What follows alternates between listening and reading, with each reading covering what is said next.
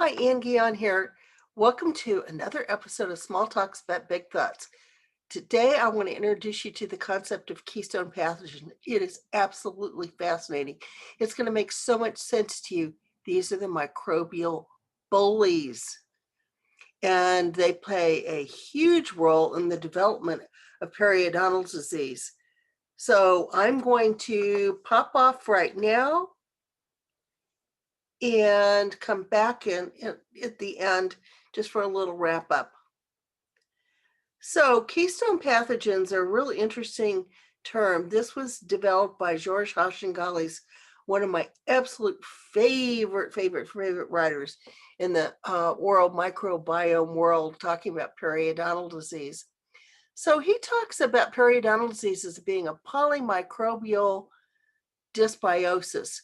So hopefully you've already seen one of the little talks about dysbiosis. Dysbiosis being a community that is synergistic, but it's full of pathogens. And polymicrobial refers to the fact that there's going to be more than one type of microbe. But today we're going to be looking at keystone pathogens. And the big player is P. gingivalis. It's the ultimate microbial bully, so to speak.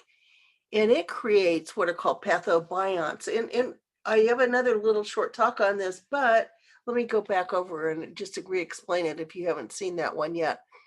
P. gingivalis has a unique ability in that it can recruit what are called commensal microbes, healthy pathogens.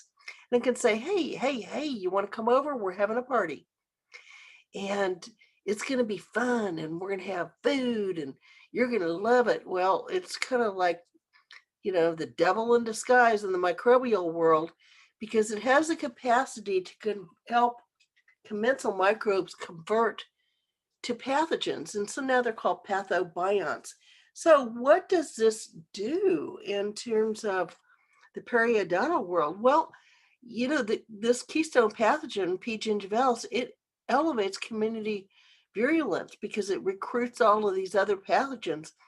It also can cover itself with sugar, a polysaccharide. This means that P. gingivalis can hide from the immune system.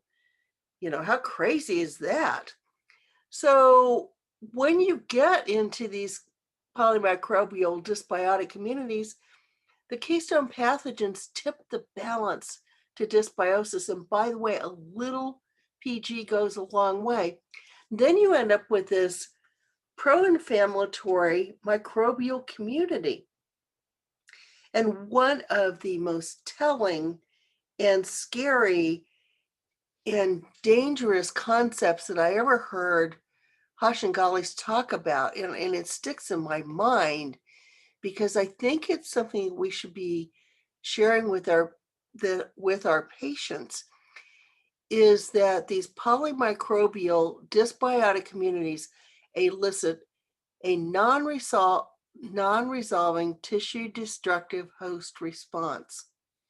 In other words, if we don't get rid of the inflammation that is consistent with the development of keystone pathogens and all the other dysbiotic pathogens, if we don't get rid of the inflammation, we're spinning our wheels. People are not going to get well. That we will not be able to get back to health. So I hope this little small talk on a big thought is sharing or shedding more light on the inflammatory response associated with periodontal disease. It's fascinating, but if you think it's limited just to periodontal disease, absolutely not. But we'll get into more talks about that later. So thank you for your time and attention. I hope this little small talk on a big thought is valuable to you. And I look forward to sharing more information with you on future segments. Thank you. Bye.